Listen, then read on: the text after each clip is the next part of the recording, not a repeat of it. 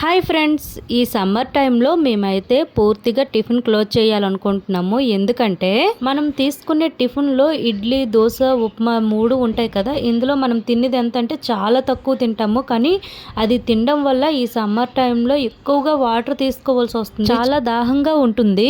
మొత్తం మన పొట్టంతా కూడా వాటర్ తోటే నిండిపోతుంది. మరి అన్నం అయితే తినబుద్ధి కావడం లేదు. అందుకని మేము ఏమనుకుంటున్నామంటే ప్రతిరోజు కూడా రాగి జావైనా మొలకలైనా ఇలా తీసుకుందాం అనుకుంటున్నాము. అందుకనే ఈ రోజు మా కట్టెల పొయ్యి పైన ఒక మట్టి కుండలో రాగి జావ అయితే చేయబోతున్నాను. ముందుగా మనం కట్టెల పొయ్యిని వెలిగించుకొని ఒక మట్టి కుండను అయితే ఈ పొయ్యి పైన పెట్టుకుందాము. ఇందులో తగినన్ని నీళ్లు వేసుకొని అందులో కొంచెం బెల్లం అలానే కొంచెం సాల్ట్ ను కూడా వేసుకొని ఈ నీళ్ళని అయితే తెరలనివ్వాలి.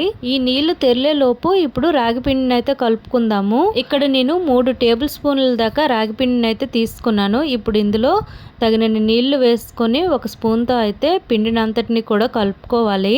ఇలా కలుపుకున్న ఈ పిండిని అయితే తెరులుతున్న నీటిలో వేసుకుందాము.